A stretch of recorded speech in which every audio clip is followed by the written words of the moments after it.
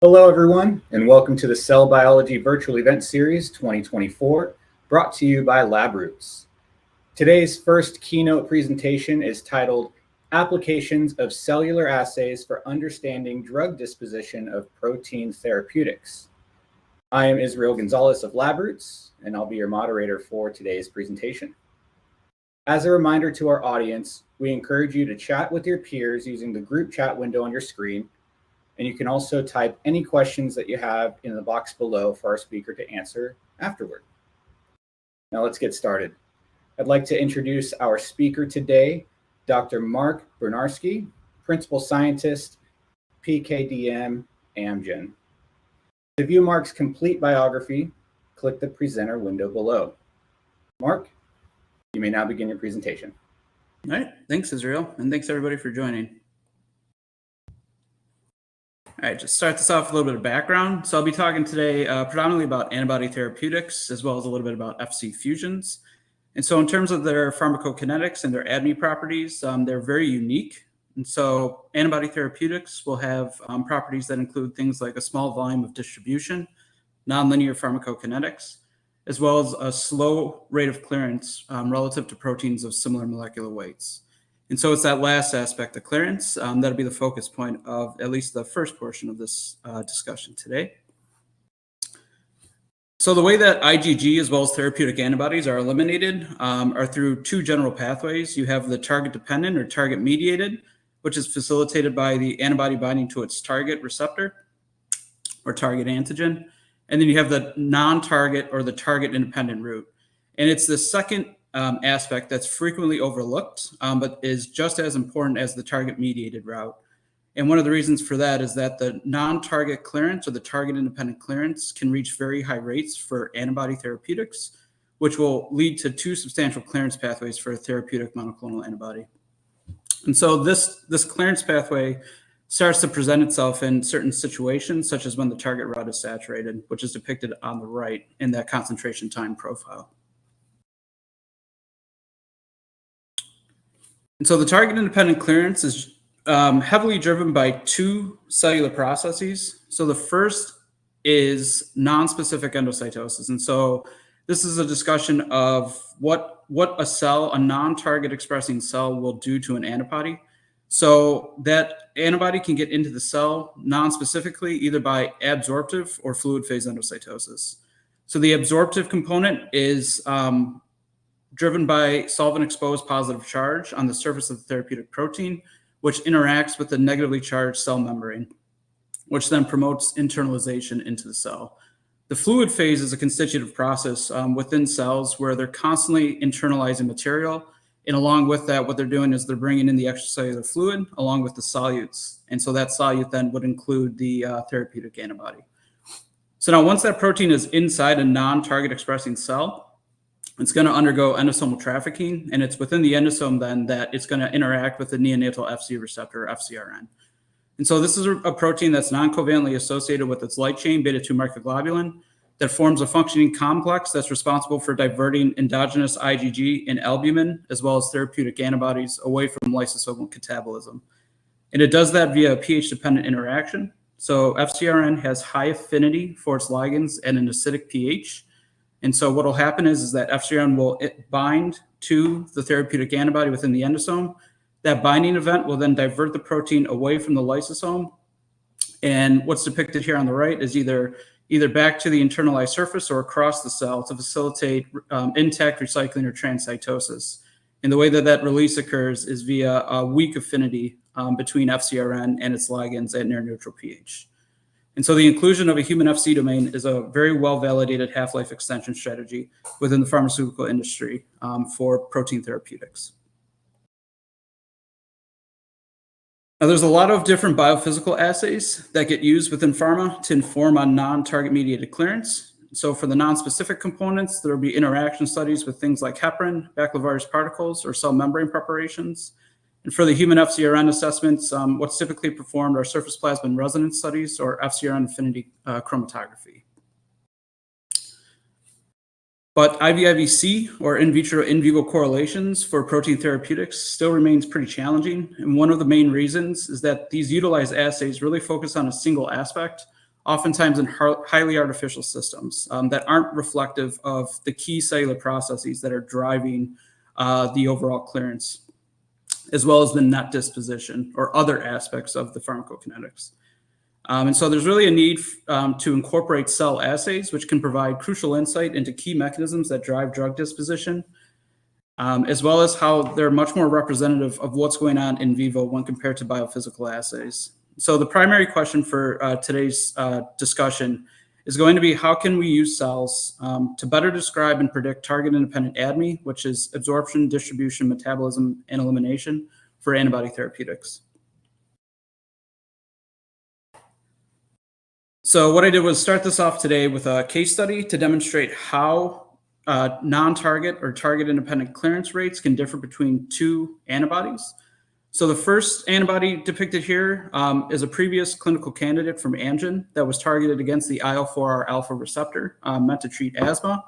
And so this protein exhibited very high clearance in human as well as mouse, and that can be seen at the top right concentration time profile graph in blue, where in relation to an internal control antibody that we use within Amgen, this anti-streptavidin antibody, which exhibited much lower clearance. And so what we did was we developed a cell-based non-specific endocytosis assay to directly quantify the internalization of these proteins using CHO-K1 cells.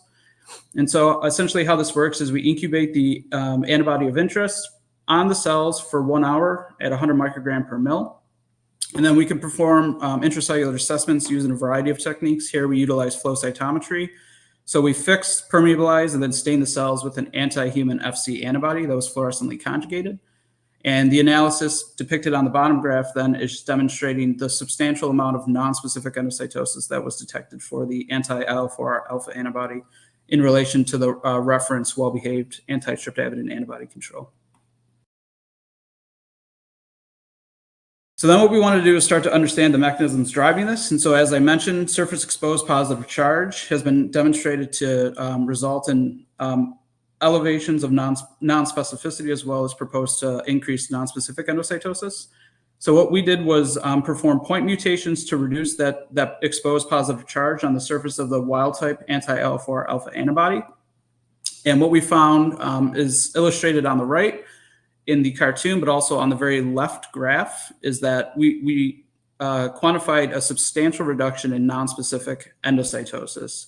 And it was not only that, removal of the positive charged amino acids also significantly reduced the target-independent clearance, and that's depicted in the concentration time profile for the single dose studies in a humanized transgenic model for human FcRn.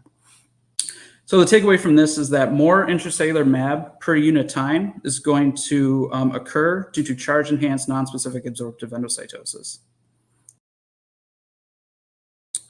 We've then gone on to evaluate the utility of the cell-based assessment for non-specific endocytosis, and have found that it is highly predictive of target-independent clearance, especially for preclinical as well as in human. So this is a data set where we evaluated over 100 proteins that spanned an assortment of Fc-bearing formats. And so what I mean by that is that we weren't just looking at monoclonal antibodies. And these proteins possessed a non-target clearance range in mice between 0.1 to 10 mil per hour per kg.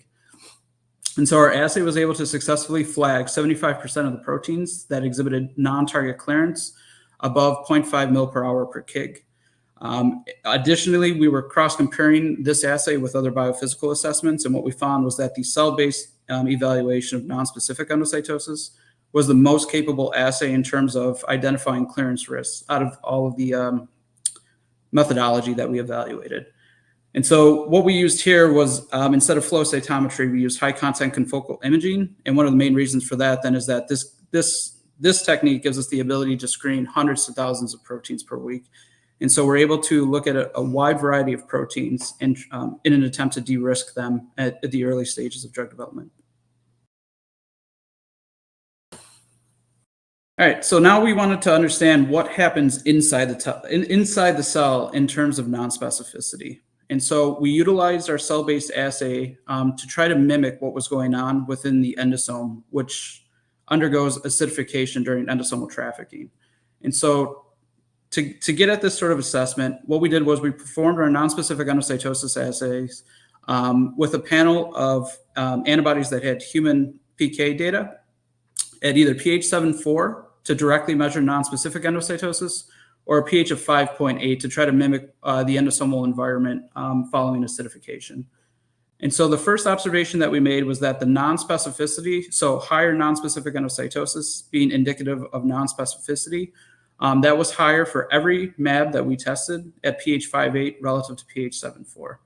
On top of that, what we also observed was that one of the antibodies, a research analog of bryniarski, exhibited a tremendous increase in non-specificity at acidic pH in relation to the non-specificity exhibited at pH 7.4. And so from this, we took away kind of two different mechanisms that we were proposing. The first was that some antibodies, such as the anti-IL-4 alpha antibody, is going to exhibit these highly positive charge regions on its surface, which is going to promote a substantial amount of non-specific absorptive endocytosis.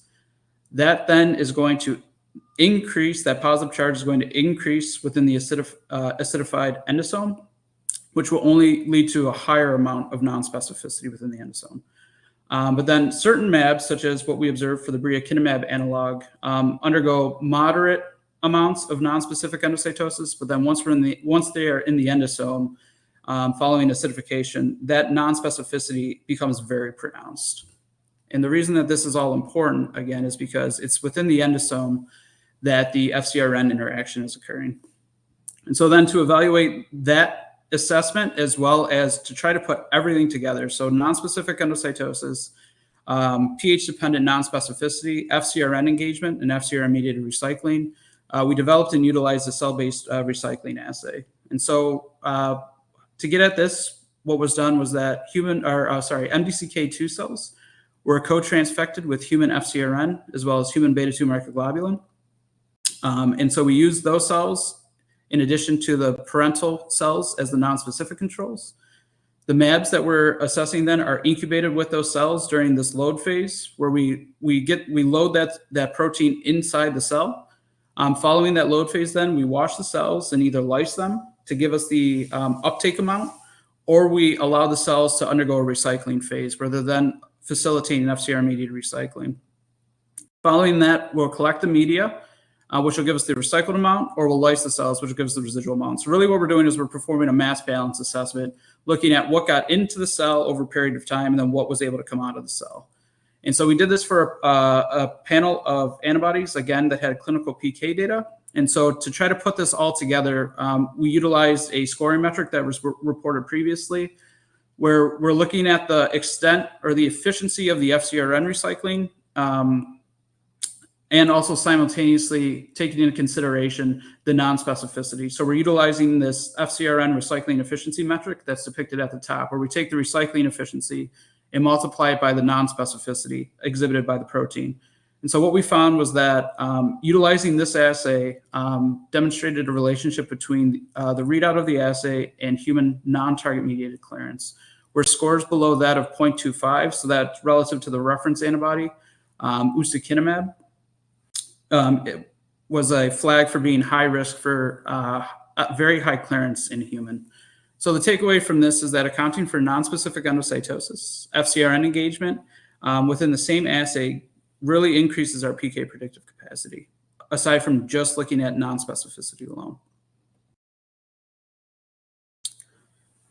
So at this point then, one way to remediate a protein clearly is to reduce the exposed positive charge. But a limitation of that strategy is that charge might be within a portion of the antibody that is absolutely critical for target engagement. So one strategy to try to reduce the clearance and extend the half-life is to manipulate the Fc region to optimize and increase the FcRn affinity. And so one strategy that's been clinically proven to do that is the YTE mutation, which is a triple mutation in the CH2 domain of the mAb-Fc, with some data in non-human primates shown at the right. And so we know that this mutation can give us an increase in optimized FcRn affinity. It can reduce the clearance, but we had some questions. The first was, how much non-specificity can the YTE mutation overcome? The second was which was more impactful on the non-target clearance, decreasing the non-specificity or introducing the YTE. And then third, can we quantify the potential benefit of the YTE incorporation via in vitro cellular approaches? So in other words, would we be able to predict how much of a benefit we could get without having to run animal studies? So what we've gone on to do is we generated a total of 10 pairs of mutants based on our anti-IL-4 alpha antibody that had or lacked the YTE mutation on the FC region. And these proteins spanned a broad range of nonspecific endocytosis behavior. And so then we performed our FcRn recycling assay on all of the proteins in conjunction with single dose studies in human FcRn transgenic mice. And so the observations from the study were that the range of clearance for the proteins was very broad, ranging from 2.7 to 0.1 mil per hour per kg. We identified that all YTEs had lower clearance than their parent mAb, and we also demonstrated that all antibodies exhibited better in vitro FcRn recycling than their parent mAb. So the data on the right is a graph of those results, where the bar represents the clearance value, black being the wild type FC, the gray being the YTE, and then the blue connected lines there are the in vitro readouts. And so what we saw was also with increasing positive behavior or beneficial behavior in the in vitro assay, we saw a decrease in clearance. And so by putting all this data together, what we were able to achieve was essentially almost 100% correct rank ordering of the non-target clearance in mice, regardless of the FC state. On top of that, what we also identified was that mitigating the non-specificity was found to be more impactful on the clearance than the YTE mutation alone. And so the reason for that last statement is because charge-mediated non-specificity impacts every cellular process that is important for non-target mediated clearance of antibody therapeutics.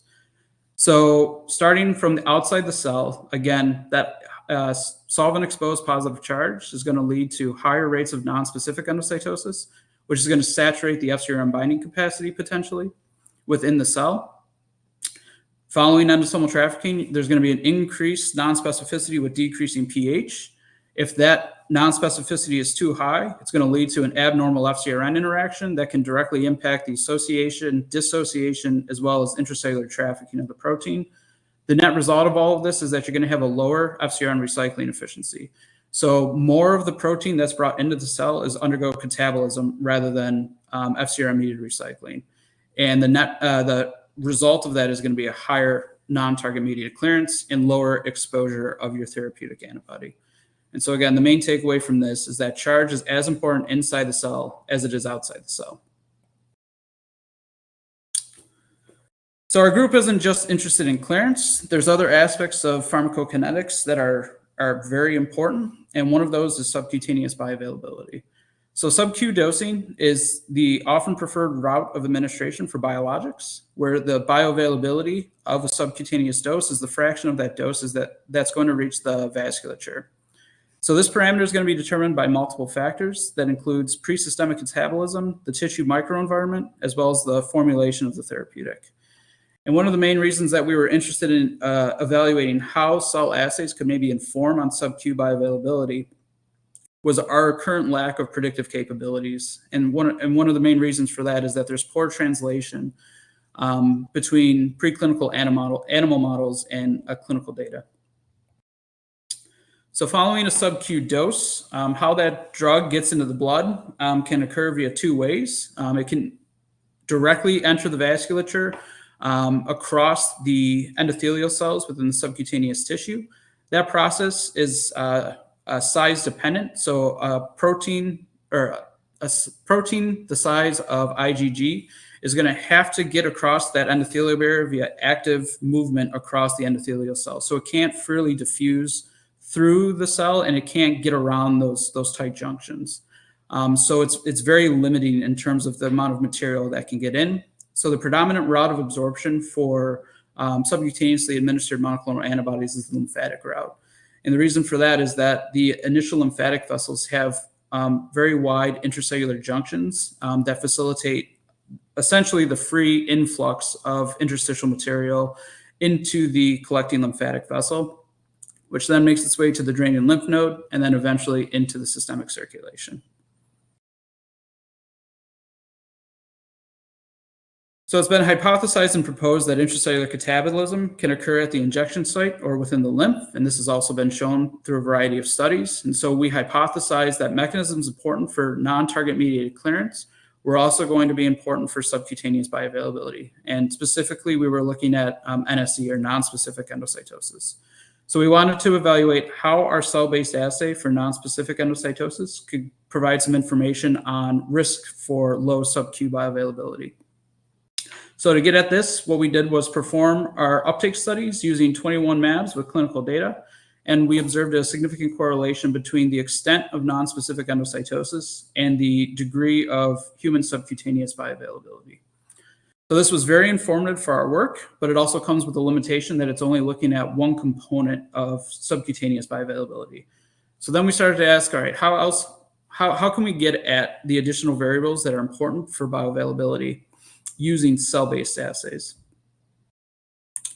And so what our group has turned to are microphysiological systems that provide high fidelity in vitro capabilities for a variety of ADME applications. And so the model depicted here on the slide are 3D microvascular networks that can be grown with human endothelial cells along with human stromal cells.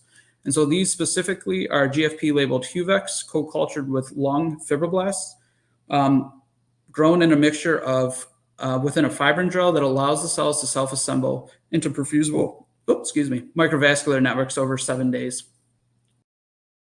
And I'll just mention here within the microfluidic chip at the top, so you have two channels on either side flanking the vessels, and then the vessels are making their way through the gel, which is then comprised of the fibroblasts as well as the interstitial space.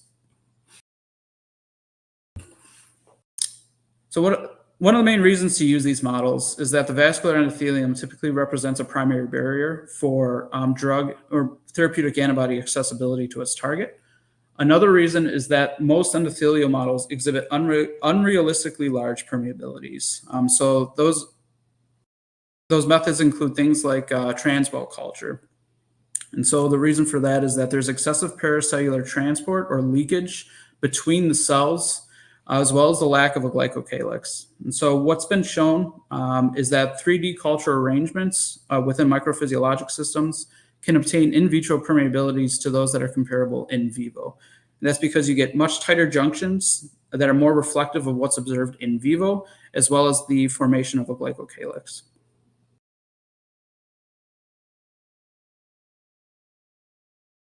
So we have a longstanding collaboration with Roger Kam's lab at MIT, where we've been utilizing these systems and finding ways to apply them for ADME questions. So I'll go through two applications today. The first is our previously reported model that was developed to study processes that were important for sub-Q bioavailability. So what's depicted here on the right is the co-culture of dermal fibroblasts, dermal endothelial cells, and human iPSC-derived adipocytes, all human cells that were co-cultured, again, over 7 to 10 days and simultaneously formed perfusible microvascular networks.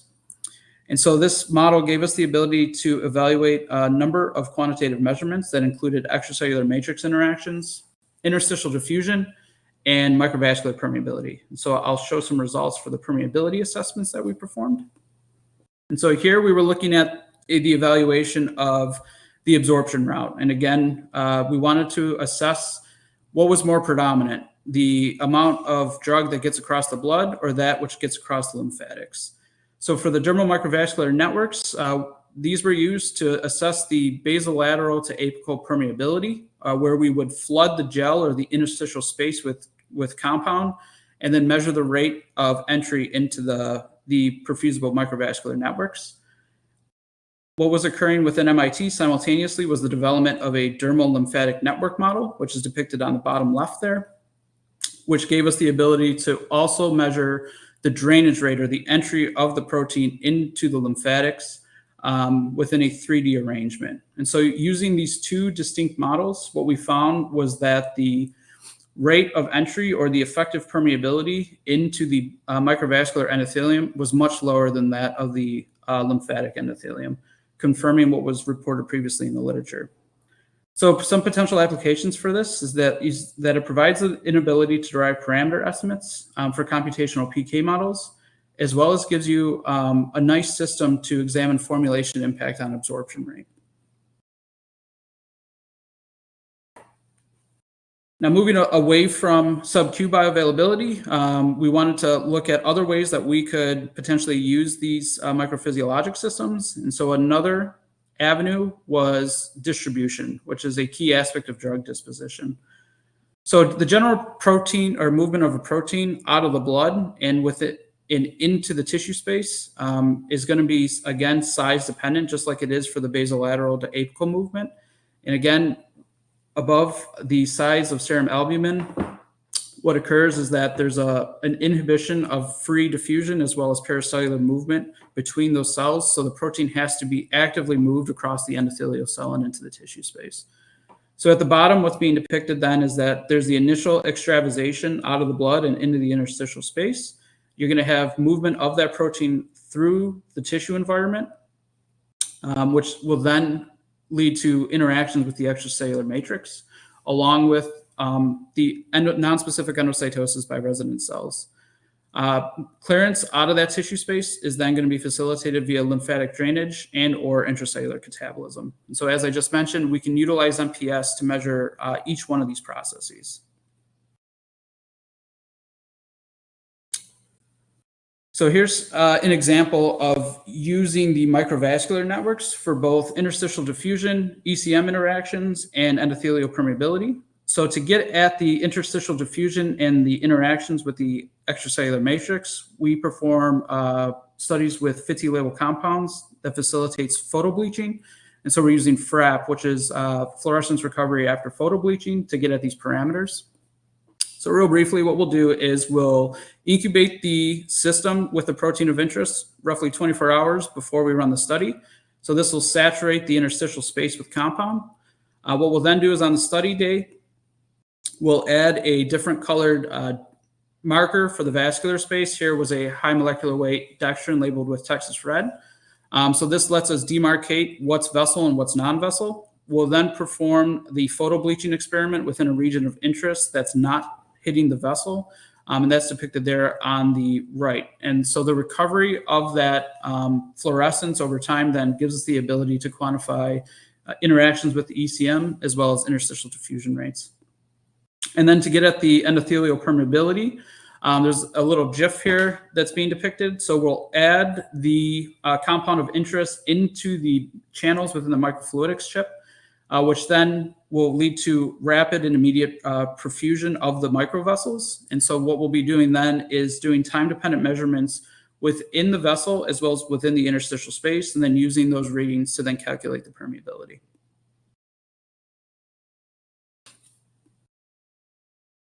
So here's an example data set of what we can obtain from these methods. So this was for the anti-streptavidin antibody that I mentioned earlier. So again, this is a non-targeting antibody, well-behaved. That's just a tool molecule that we use within Amgen.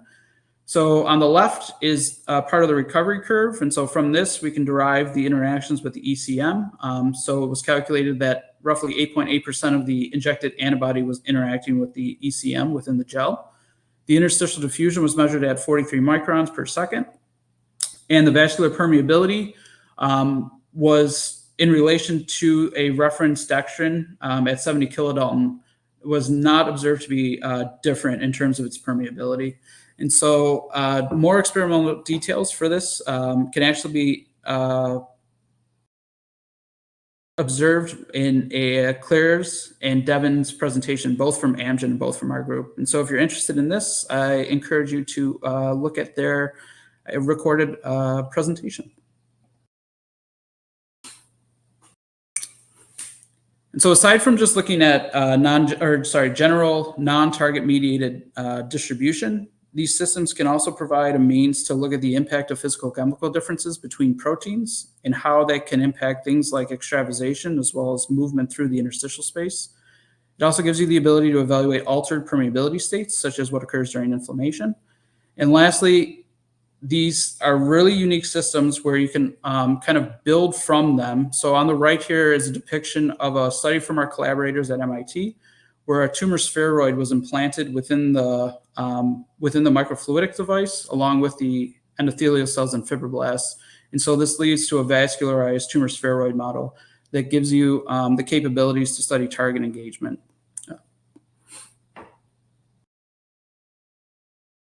All right, and then in summary, I've tried to provide some examples for how cell-based assays can give you a unique ability to look at pharmacokinetic questions. So some highlights were that nonspecific endocytosis can successfully identify at-risk therapeutic proteins. So we can flag proteins that have high preclinical clearance, as well as we've shown relationships as well between human clearance and human sub-Q bioavailability. The cellular FcRn recycling efficiency is able to strengthen resolution of protein therapeutic IVIVC, as well as inform on anticipated benefit of Fc engineering strategies to reduce target independent clearance. The MPS facilitates a distinct ability to measure processes important for drug disposition. These include things like interstitial interactions, extravasation, subcutaneous absorption, and more. And I focus entirely on non-target mediated aspects, but cells can give you a very powerful means to also look at target facilitated PK aspects, which would include things like quantifying MAB target receptor mediated dynamics. And with that, I just want to say thank you. There's probably about 40 or 50 people that I'd love to thank, but I won't spend the time doing so. I'll just do a special acknowledgement to the group within Amgen PKDM, which includes Kip Connor, our postdoc Taheen, Claire Coe, Kevin Cook, Marcus Soto, Ed Ligori, as well as our collaborators across Amgen and within MIT. And with that, I'll end it and leave it for the Q&A session. Perfect. Thank you so much, Mark, for your informative presentation.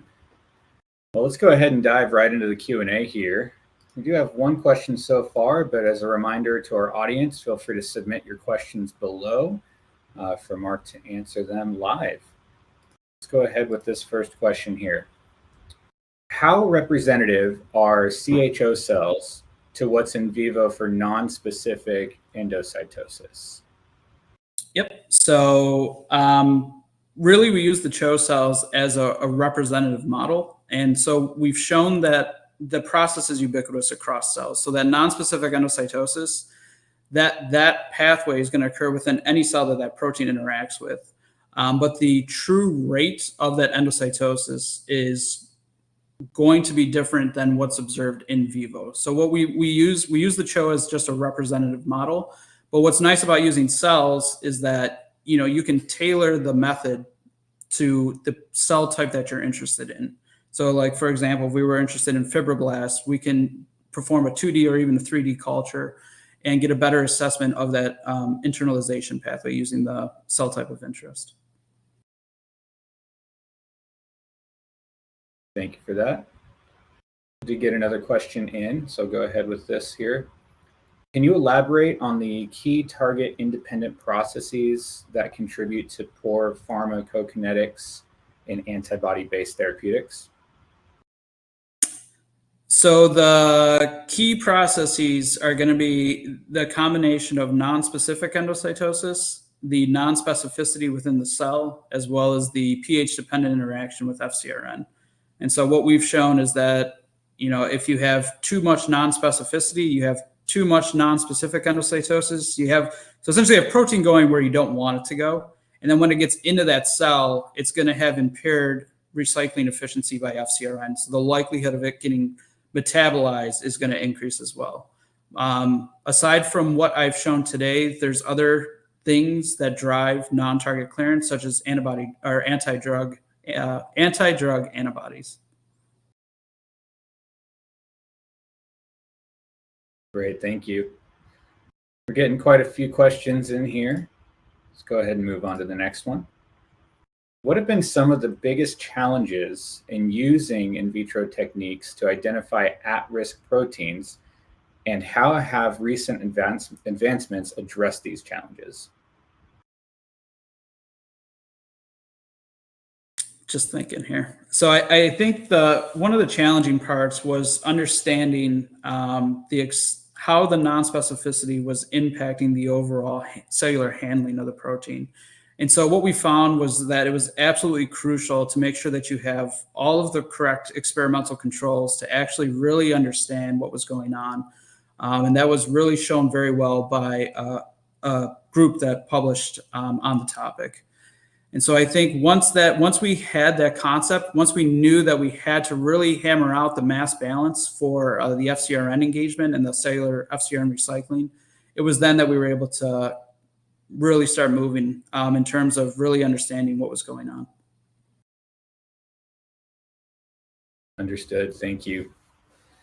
All right, moving right along here. How do pharmacokinetic shortfalls specifically impact the efficacy of antibody-based therapies, and how can these issues be mitigated? Yep. So for the first question, the most straightforward answer is that if your therapeutic antibody has too high clearance, the blood concentration or your overall exposure is going to be very low. So there's going to be an increased need for a higher dosing frequency or a higher dose. And so then one way that we can use these assays, in which we are using these assays, is during either clinical candidate selection or preclinical candidate selection or optimization. So we can use these assays to flag proteins. And if we do find an issue, there may be a potential to remediate that protein, as, for example, what I showed by conducting point mutations to reduce the nonspecific endocytosis, for example, which would then therefore lead to a reduction in clearance and give you longer exposure and a lower dose need. Great. Thank you so much. Well, we have one final question here, so feel free to elaborate on this answer if you'd like. How do you see the future of antibody-based drug development evolving in terms of addressing these pharmacokinetic challenges? So that's a good question. And it's one of the main reasons why we became interested in more dynamic assays in the first place.